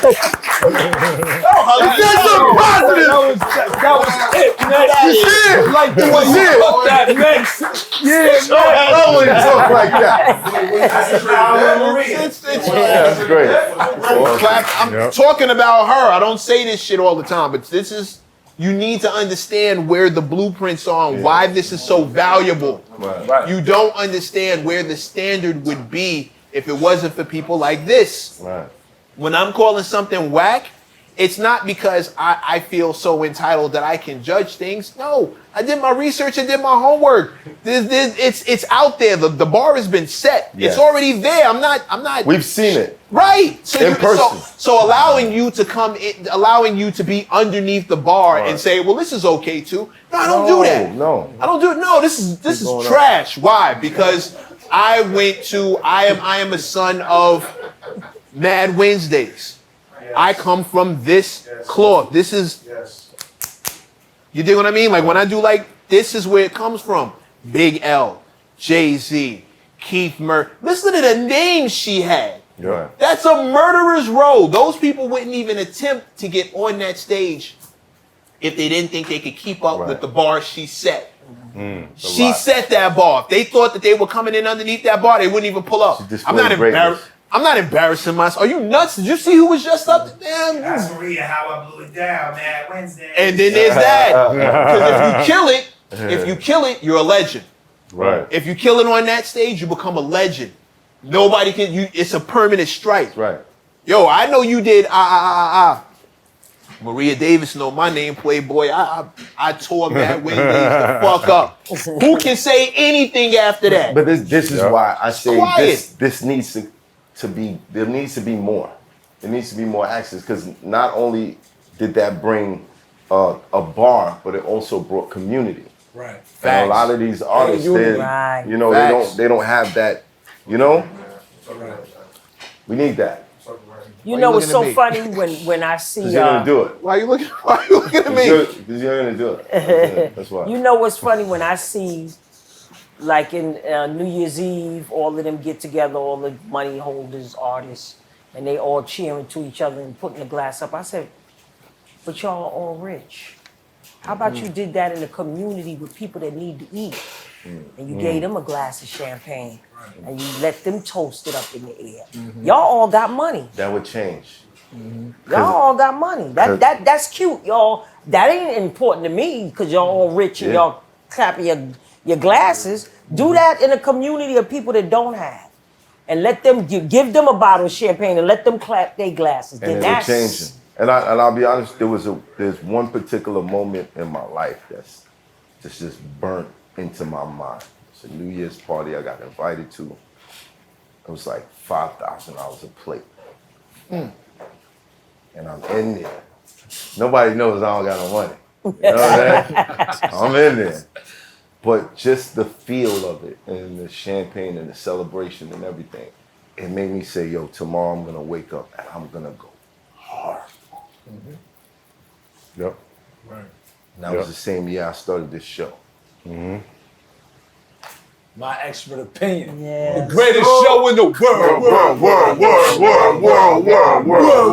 world. So, And you got great content too. This is thank you. This is what young people need to see. This is what people need to see. You know, inspiring. And another thing I wish our culture would do: we don't go back and help. We sprinkle some crumbs here and there, but we don't go back and we don't help. We'll change that. This is a community. You watching, you're part of it. We're all connected. We have similar interests, similar love, similar passions. Let's start doing for each other. Create your community. Spread your love. Spread the things that we spread in here. Spread that amongst your community. That's a fact. Let's make it happen. Now, Maria, what kind of collaborations you got going on with the senator that's going to give me a pass on get my license to carry? He knew that was coming. Yo, I'm giving my mic. All of us. Yeah. Marijuana Senator license. Clear. Bigger. That's good. The mic. Yeah. Yo, Aaron. Aaron. No. It's right there. Don't worry about it. Just hold it. You just hold it. I'm gonna pull it. Yeah, just like that. Just like that. What you guys got going on? Well, Maria is such a powerhouse. You know, like she said, we went out and we registered voters during the pandemic. Over 2,000 voters were registered. And that's powerful. That's really powerful. And it was just us with a table on Lenox Avenue. Yes. You know, we got people to comply with the census, to fill that out. And that's important because we need to be counted so that we can make sure we get the funding that we need for our neighborhoods. Maria and I go way back. You know, the cellar days, working to support our children. Everything is political. I didn't know it then. That was the last thing I ever thought I'd become. But living in the community, the way how we live, there were so many things to fight against, so many things to fight for. And I never thought that I was that person because I grew up poor, like a lot of us, large family. My dream was to have my own bed in my own room one day. And Did you get it? I did. Now I'm fighting to change that. But it wasn't, I go back, my father passed away in 2005, and it clicked to me while he was transitioning in his hospital room. And I had started working in government by then. And I looked at him and I said, I always thought y'all were crazy. Y'all had a bunch of your own kids, you took in other kids. And I was always saying, fighting to get out of that. And then look where I am today. Yes. In government, Yes. taking care of others, fighting for other people's rights. It was embedded in me. So part of what you're all discussing today, we have to do our jobs to teach the next generation what to care about, the purpose that they have. It doesn't just exist in music. I see so many people that come, they're like, I want to be the president. Well, what do you want to do to get to be the president? What makes you think that you should be the president? Right? And then you have other people like Maria and people like myself who never wanted to be the president, but we wanted to make a difference. We wanted to make a change. And that's what it's all about. Me and Maria, I don't know what the next thing is that we're going to get. Mad Wednesday's 30th anniversary. Oh, of course, right. That's We what talked we're about working that. on. That's Bring it back. obvious. Get it. You bring Oh, it yeah. back. It'll be 30 never years. stops. Never Never stop. stops. I'm at the Never stop. shrine. I'm at the shrine every shrine. third Wednesday. So we of the going. month. We going. We going, right? We in the building. Yes, Pulling up. You're in the building. Let's go. Pulling up. Let's go. And next year will be her 30th anniversary, and she deserves a celebration like no other. Facts. Because Mad Wednesdays was not just about the music, and the music is great. The culture will save us. Right. The music is incredible. I was there when hip hop began, and people said it wouldn't last. But it wasn't entertainment. It wasn't about shake 'em up, shake 'em up. There was a movement. There was a movement. It was the voice of what was happening to us. So it was our thing. It was our way of expressing what was happening all around us at that time. So I look forward to it. We're going to celebrate Maria, and we're going to make sure that people know that it was more than music. It was a movement. And all the things you did. And Absolutely. they've left a lot of women. I know we celebrating 50 years. Two things I want to say. There are a lot of important women that were behind the scenes. The Joyce Brookshire, Deidre Tate, Tracy. Oh, I Shout love out to Tracy Waples. I love Tracy Waples. Just talk to her. Shout out to Tracy Waples. That's my people. And Shaka Pilgrim. Shaka Pilgrim. Shaka. I don't even know what to that say name. about Shaka Pilgrim. She made sure my daughter got a Sean Carter scholarship to go to school, Morgan State University. She always made sure that I was taken care of. I don't even know. Angela Rooks, another one of my people that on the west side in Cathedral Parkway. Shout out to Tanya Payton. Yes. Shout out to Tanya Payton. Rest in peace. Shout out to Tanya Payton. And it's, but the one thing that I really do want to talk about, the health of hip hop. All these artists are dying. Or going to jail. Going to jail, but mainly No, dying we don't. because We of their don't. health. We don't make it to 60. Right. And there's where's the health insurance? With the regular. Still don't have it. And they supposed to be creating a health insurance for artists. Where is it at? That's supposed to have been in place. That should have been in place. Signing artists. You'll It's like sign. going to a job and You'll not have sign a- to a label where the people who you're generating money for have health insurance and you don't. That's That's the worst. That's No, the they worst definitely part. have an insurance plan on your ass, but not after you're dropped. Right. After you drop. I learned that from the love of capitalism. That they take insurance out on hip hop artists. Yeah. Yep. It's And then when you die, your family don't get that money. no. It's No, the they record do label. to recoup. Right. To Yes. recoup their, They're recouping. Yes. It's like a recoup. So I can't miss this opportunity to talk about gun violence, Yes. Yes. Absolutely. because a lot of our artists died due to gun violence. And we have to take a look at that and understand what we need to do to stop allowing that to happen with each other. And that goes back to what you said. It's about being good, right? It's not about how far do you take being real. And is it really real? That's right. Is it really real? It's real corny. Yeah. Yeah. It's real corny. So that's something that we have to really stop in our community. Gun violence is one of the biggest health threats that we have right Yes. now. It's a public health issue. It's a public health. And a Use human your rights hands. issue too. Absolutely. Use your hands. Right. What happened? No. Yes. I can't stop Yes. It's absence of The absence of God. Yes. Yeah. That's the Yes. health problem that we are dealing with. I don't care What whatever anybody you say, deal that's with, right. It's the absence of God. When you don't have God in your life and you're not following, that's the problem.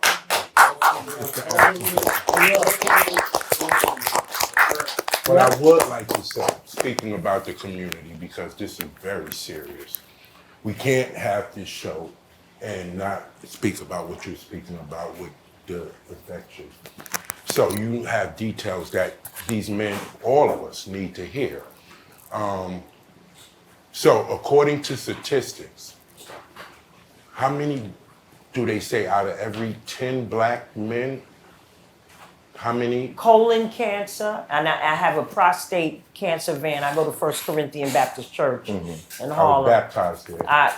Get out. Yeah. Wonderful. Michael A. Warren, or you talking about before him? You know, this Pastor is Mike. when I was a That's baby. okay. Yeah, You know. still family. You Yeah. still family. And When so, Bigger was a baby, he looked like he was 17. No,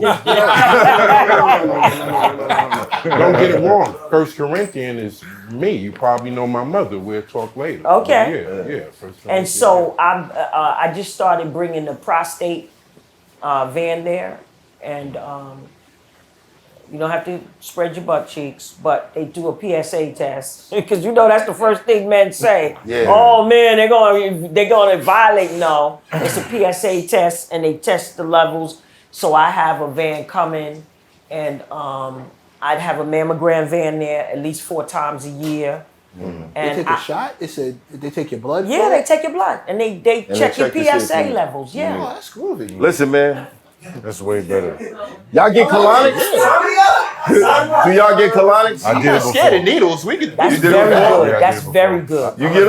I'm gonna do that shit. You gonna do it? Bigger, you got a colonic before? Yeah, that's excellent. Never? Excellent. Yeah. I did it in Oh, yeah, prison. no. Yeah. Do Yo, man, go do that parasites. shit, man. Yeah. I know this Russian lady, all she do is joke during that shit, so you feel better. If you got a little issue, if you like, yo, man, this shit ain't right. You know what I'm saying? But, she know how to do it in a way where you're like, oh shit, are we over? Is it over? It's cool. You know what I'm saying? But that's important, bro. That's important. Listen, man, don't let your ass kill you. I like that. But look at Chadwick Boseman. Yeah. Chadwick. Yeah. Yeah. Rest in peace, Colon Chadwick. rest in cancer. peace, Yeah, Chad. he was phenomenal. Yeah. Anytime you can work through cancer, Black Panther. as much pain, we don't even know the pain that he was in, but he played every role You never like knew. he was painless. Yeah. And so when I think about him, and I think about the importance of men, and not even just just black men in general. I just think y'all have a bad deal. We have all these shows out here. I ain't naming the shows that demasculate black men. We gotta stop all of this. This is crazy. Yeah. We supposed to hold our man up, and men are supposed to hold. The man is the king, and the woman is the queen, and we supposed to hold each other up. And all of this fighting, and 1 week I marry you, and the next week I don't like you no more. We signing all these prenups and all that kind of stuff. That is not who God created us to be. Right. It's about money. It ain't about love. It ain't about happiness. It's about I like you today and I don't like you tomorrow. Right. And we have to get rid of that. Yeah. This culture is killing us. The food is killing us because we eating crazy food. This food is contaminated. It's genetically modified. We not eating what we think we eating. They cloning things now, cloning animals. They got clone chicken. They just passed it. Yeah. We could clone chicken and sell it. Yeah.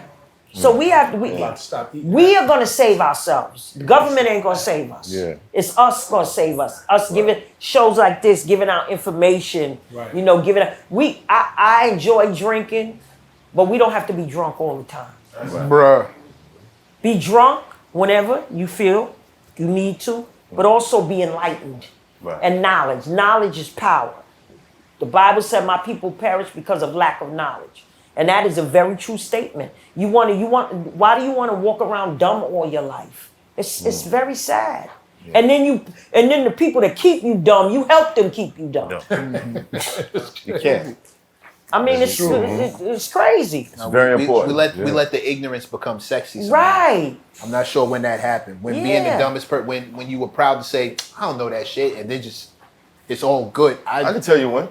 Shoot. Soul Plane. I'm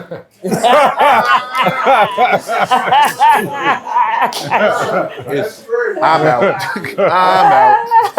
I'm out. For our community, is AIDS still a reality? Is Yes. that something? Yes, this is what I'm HIV still, and we're number one in every health disparity you could think of. That's fucked up. What's the statistics, High the blood, numbers? we're number one in everything. High blood. That's why when COVID Heart happened, disease. whether people disease. heart disease, Yeah. when COVID happened, Colon. people think, oh, it's a disease. But no, that showed how unhealthy we were. Because people weren't going to the doctor. You cannot use the emergency room as a doctor's office. If you don't feel right, you need to make an appointment. However you got to get to do it, you get. They made insurance affordable for people, but you have to advocate for yourself. If you don't like what the doctor's telling you, I was just talking about the birthing crisis. Do y'all know that black women and black babies have the highest numbers of death? Mortality. How do you die from having a baby? I just saw a story the other day, Judge Hatchett. Yeah. When the husband told the story, my wife I saw a picture of her, she was beautiful, very athletic. I mean, fabulous. And he said he saw the blood in the IV and he said to the doctor, something's not right. She got blood in the IV. And they was like, no, we nipped her. We're going to take her in the room. She'll be back in 15 minutes. Never came back. She bled out. Wow. Serena Williams, same thing. Having a baby. She telling the doctor, I don't feel right. And they like, no, you don't know what's going on. She knew she had blood clots from before, history. And that it was a blood clot. And she had to convince them that something wasn't right. Why do we have to convince people that something's not right? When we tell them, if you feel you have to advocate, you have to read, like we Google and we on Instagram and we on social media. You need to be Googling and knowing about your health and what you need to do for you and your family to stay healthy. Yeah, that's a given. I feel like everyone to a certain extent should be educated on how your body works. Like, it's important. It's very important. Like, the things that you're eating, the things that you're seeing, you should know what's normal, what's not. If you ain't taking a dump every day, twice or 3 times a day, you're unhealthy. If you're going 4 days in it, that's poison. Not okay. Sitting in your body. That's right. Just this uncomfortable conversation. We need to have the uncomfortable conversation. Absolutely. Yes. We should do a show called Uncomfortable Conversations. To talk about all Yes. Absolutely. Yes. Absolutely. Hygiene class. Yeah. And you know, I'm in all these different groups. So yesterday we had a group of faith leaders and advocates, and so you know I'm always the elephant. I'm going to talk about the elephant in the room, and they was like, oh, diversity and this and that, and how we going to take care of this one and all the people that's coming in, we taking care of them. I said, when you going to tell black people's history right? Yeah. We can't have this conversation about me helping the people that's coming across the water, but when they come here, all they know about black men and black men steal, they rob, they shoot you, the violence. I said it's not fair. So until we can have a real conversation, you can't tell me how to kumbaya with somebody else when you ain't even telling my story right. And it was crazy. Everybody was like, thank you. Like y'all been in this meeting this whole time and nobody had that conversation. We know everybody else's history, but we don't know. Nobody knows our history, but we know everybody else's history. I know you get ready. She get ready to come. She need that microphone. No, I was going to have a conversation about it, but if there's something you want to chime in with. No, I want to even go back a little further when you talk about women, and not, especially black women. We're not believed. They think we can take pain. We're not viewed as women. Our babies die. Some of it is us being ignorant, but some of it is us not being cared for. And there are a lot of racial disparities that go on in medicine, that go on in education, that go on in our justice system, that go on in housing, that go on in politics, that go on in government. So racism is a big killer of all of us across the board. Right. These disparities kill. They kill. When we don't get the right education, when we're undereducated or uneducated, it kills. We make less money in our lifetime than anybody for the same jobs. Okay, there are some things that are just not us. Racism plays a big role. And you know, this year I'm very proud that we finally passed something in both houses. And it's not what we wanted ultimately, but at least we begin a conversation and a study of reparations in New York. It is essential.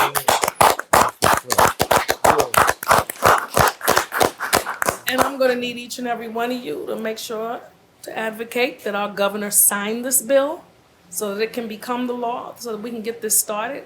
And you know, and someone told me, well, there wasn't any slavery in New York. That is not true. No, it's not true. You know, that there was slavery in New York, and even absent of slavery in New York benefited from the entire cotton industry. That was what drove this nation. That is what accumulated the wealth that your Fortune 500 have now. That's right. If they weren't using slaves to grow cotton, they built slave ships. If they didn't build the slave ships, they traded slaves and sold them and bought them.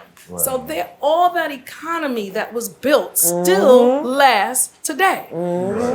Prison labor is another form. We're trying to get that outdone with. Another great law I'm really proud of, and I hate to, but I got to give a shout out to Clean Slate. Yeah, clean slate. We passed that this year. We want our governor to sign that. What is clean slate? Clean slate. A lot of our people, sometimes we make mistakes. Other people make mistakes too. We get caught. We get arrested. We go to jail. When you're finished with your time, that should be it. You should be able to get a job. You should be able to get housing. You should be able to get an education. You should be able to get a loan. You should be able to get anything because you have paid your debt to society. So no post supervision, parole. Right, no probation, none of that. Those things, once you have cleared your time, we have a workforce shortage right now. It's bad. There are people that could be working, but you would rather them not work because they have to continue paying for a crime they committed. And most people never reoffend. So clean slate is what I know I'm getting into it, but clean slate is the bill that we passed. So that once and men that are incarcerated, that have been incarcerated, can vote for a long time. We had brothers that could not vote, and you can vote as long as you actually came into jails to give us voting registration. Now they do, and Rikers. When I was in there. It's because you're innocent until proven guilty. So your right to vote should not be taken away from you. And also, when you leave and you've paid your debt to society, you should definitely have your voting rights reinstated. So these are all things, there's so many layers. There's so many layers of racism, and they have to be peeled back like an onion, one by one. One by one, we have to keep going into all these systems and make sure that we're taking out the racist barriers that exist in these systems. So that is important in our lives. We have to advocate for that. I hope that y'all will advocate when we try to get those bills passed. Absolutely. And then they turned around affirmative action. That happened on a federal level. So we're actually working in New York to mitigate that and make sure that that doesn't happen in New York. And when we talk about, we have to talk about Black history globally. We have to talk about it here, but we also have to talk about it globally. Because as children, you and I watched Tarzan. And that was our education of Africa. There was a white man out there in the jungle swinging from tree to tree, talking to the animals and carrying and leading all the Black people and fighting off all the evil Black people. That was the history. We didn't know anything better than that. And I'm very hopeful because now that we have these devices, everybody's got one of these, even in the jungle. There's people with one of these. So we have to take it on ourselves to educate ourselves and not be ignorant about our people and our history and not let other people give us propaganda and feed us lies about each other. So when you talk about people thinking that we're all criminals, we're all killers, this is an image this was propaganda put out there about us. PR. Right. Not just PR. outside of the country, in this country. Yes. Right. Okay, all Black men were interested in what? raping white women, Right. right? Interested in stealing. This is who we were. This is how we were. Was the illustration that was made about all of us. So now we have to educate ourselves. I love when I go online when I get a chance every now and then and I see a Black History fact, because I know it's hitting somebody who didn't learn it, who doesn't know it. So every little thing you do, this show, your reach, everything we do, it's all of our responsibility. No one is going to tell your story. Exactly. That's right. Thank you, Senator. Thank you, Maria, You're welcome. for your contribution to hip hop and to your community. It's been a pleasure. Maria Davis. Maria Davis. Maria Davis. We appreciate you. 100%. It's hot for trapper turn smack rapper. Only smack rapper that you know is smack rappers. Got bars, I can hang with the backpackers. Trap star, I don't hang with the backpackers. I'm in the hood with the work, you heard. Making fiends leave earth, you heard. Got your baby mama thirst, you heard. Feel the flow, nigga, throw it in reverse. This the way you need to surf, you heard.